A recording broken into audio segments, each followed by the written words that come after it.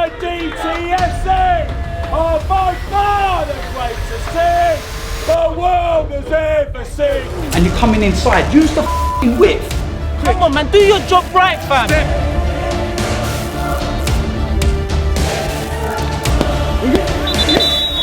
What they want to see you, right? Seriously, I f***ing love you, man. Fucking came through them hearing it. Yeah! Let's go.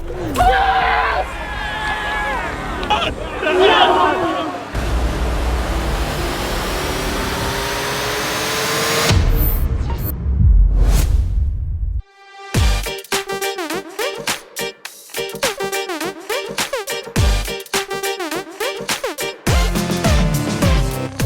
Hello boys and girls, welcome to my preview of Arsenal against Nottingham Forest in the Carabao Cup. And the game is actually tonight. 2 games in 3 days. Who the hell arranged that? What an absolute joke that is. I thought the game would have at least been tomorrow night. But apparently it's to accommodate Nottingham Forest's next game.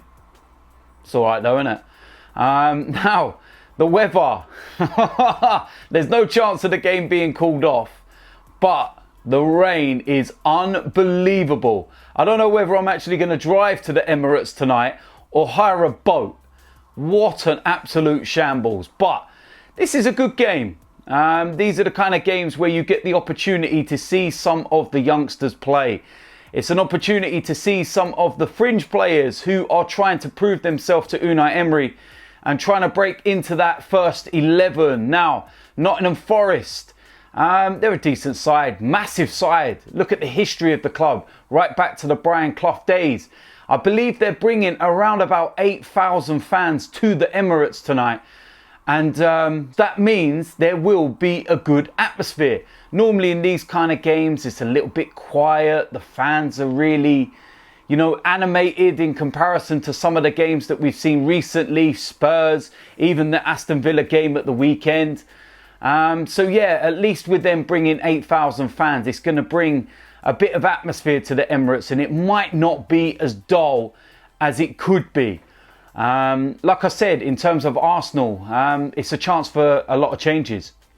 I believe we're going to make wholesale changes. It'll be a lot different, even comparison to the Europa League game last week, where of course we still had the likes of Pepe on the bench. We started with Aubameyang. There's going to be none of that.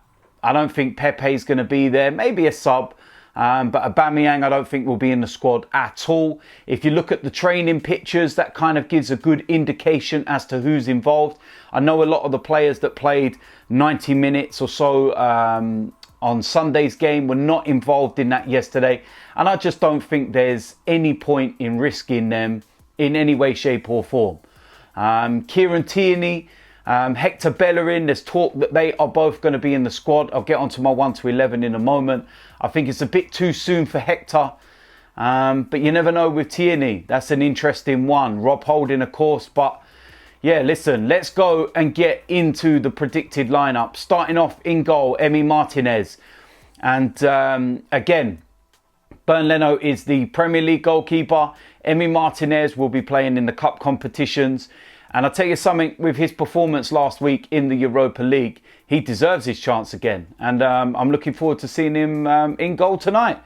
Going to go into the back 4, and this is going to be very interesting because there will be wholesale changes. And to start off on the right-hand side, I'm going to go with Callum Chambers. Of course, Ainsley Maitland-Niles is suspended anyway because of his red card at the weekend. Hector Bellerin, like I said, I feel this is just a bit too soon for him. He is coming back from a very serious knee injury. So I think that we do have to err on the side of precaution with him. I feel that he may be on the bench and maybe 20 minutes or so might do him good. But Callum Chambers, I'm going to play him there. Needs must. We don't have anyone else in that area. I'd like to see Callum Chambers try out at centre-back. But given the fact that we have no one else, we're going to have to play him there. And he's been performing lately and fair play to him. So on the right, Callum Chambers. In the centre of defence, first of all, I'm going to go with Rob Holding. This is his opportunity now to get some minutes in the first team under his belt and be pushing to start in that starting 11. It's as simple as that. He's come back from a very serious injury as well, like Hector Bellerin, but he's been back a while now. He's played a lot of under 23 matches, playing 90 minutes.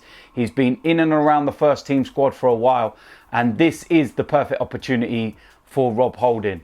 Alongside him, I'm going to go with Shotran Mustafi. And yeah, you know what? He didn't put a foot wrong when he played in the Europa League game.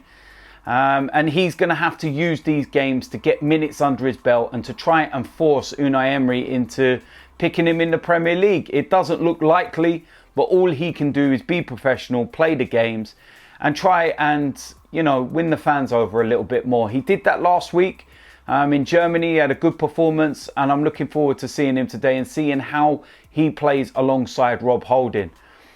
In the left back position, I'm going to go with Kieran Tierney. He's a little bit more advanced in terms of his rehabilitation than Hector Bellerin. His injury was not as serious as Hector Bellerin's. Played 62 minutes the other night for the under-23s, and I feel that this would be a perfect game for him to make his Arsenal debut. Why not? Give him 60 to 70 odd minutes. It would be perfect, and then he's in contention for the Manchester United game on Monday. It's that simple. We don't have anyone else. We can't risk Kolasinac at the moment because he's our only recognised left back. So he's going to need a break. And yeah, like I said, why not? Kieran Tierney, put him in there. Going to move into the two that sit in front of that four. First of all, Lucas Torreira. Simple reason being is that he still needs minutes. Only got around about 15 to 20 minutes on Sunday. So there's absolutely no problem with him starting whatsoever. And that's what I'm going to go with. Alongside him, I'm going to go with Joe Willock. Again, another player that only played around about 15-20 minutes, came on with Torreira on Sunday. Young lad, another opportunity to get minutes under his belt and to keep trying to push for that starting 11. And I think the pair of them together will cause a lot of problems tonight. There's the stability, the pace, the drive and everything else. I think the balance is right there. Going to move into the three, and first of all on the right hand side, I'm going to go with Reiss Nelson. And it's an opportunity for him, a big opportunity actually, because he seems to have fallen down the pecking order, even beyond the likes of Saka in recent weeks. And yeah, it's a chance for him to prove his point. It's a chance for him to come in and to try and stake a claim to Unai Emery that he should be starting in that 1 to 11. So yeah, a big opportunity for Reiss Nelson. On the left of that three, I'm going to go with the young lad Saka. And only played 45 minutes against Aston Villa. He was very unlucky with the sending off because obviously it meant that he was the one sacrificed.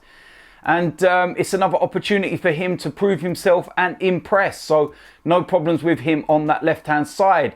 In the middle of that three, I'm going to have Mesut Ozil. He should be fully, completely rested. I really don't understand the decision to rest him in Germany last week and then not even play him against Aston Villa. Absolutely bewildering, to be quite honest with you. But no problems with this one whatsoever. So Mesut Ozil will go in the middle of that three. Up front as the striker, I'm going to go with the young lad Martinelli. And he's a young lad that impressed me very, very much during pre-season. Lots of pace, very direct. And has kind of been in and around the squads over the opening games of the Premier League, but he hasn't had an opportunity to get on the pitch and show what he can do. So this is the perfect opportunity for Martinelli to play and to show Unai Emery what he's all about. So big opportunity for him as well. So there we go. That is it. That is the preview. That is the predicted lineup. As usual, let me know in the comment section whether you agree or disagree. What would your lineup be? I think that's a very strong lineup, to be honest with you. There's a lot of youth in there. A lot of players that need to prove themselves, but there's also a lot of experience, and it should be enough to get the job done. But we cannot take things for granted. The last time we played Nottingham Forest in a cup game and we took it for granted, we got beaten and we conceded 4. Let's have none of that again. I don't need to be banter of the Carabao Cup.